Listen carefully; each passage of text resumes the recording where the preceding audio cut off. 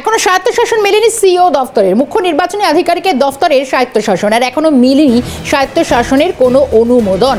পর্যায়ক্রমে সক্ষমতা দেওয়ার প্রক্রিয়া শুরু। নতুন আর্থিক নিয়ামক নিযুক্ত সিইও দফতরের। সিইও দফতরের আর্থিক অনুদানের সুপারিশ পাবেন ফিনান্স কন্ট্রোলার। একজন ফিনান্স কন্ট্রোলারের 20 কোটি পর্যন্ত অনুমোদন।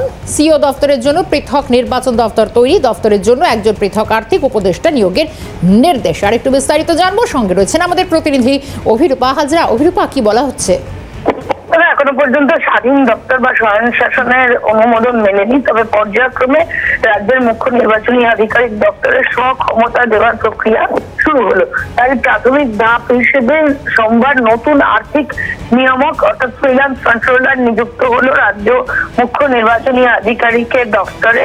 সম্পূর্ণভাবে আর্থিক উপদেষ্টা না পেলেও খুব শীঘ্রই মুখ্য নির্বাচনী আধিকারিকের দপ্তরে আর্থিক অনুদান দেওয়ার সুপারিশ করার ক্ষমতা পাবেন এই ফিনান্স কন্ট্রোলার বলে, এবং যার ফলে হবে কি একজন ফিনান্স কন্ট্রোলার 20 কোটি টাকা পর্যন্ত অনুমোদন পেতে পারেন।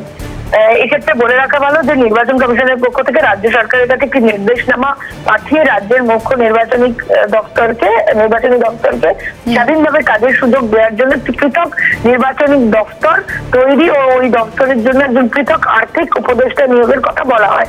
তারপরে এই সিদ্ধান্ত উপনীত করা হয়েছে যে একজন স্বাধীন আর্থিক নিয়ামককে নিযুক্ত করা হলো, যিনি প্রায় 20 কোটি টাকা পর্যন্ত অনুমোদন পেতে পারেন।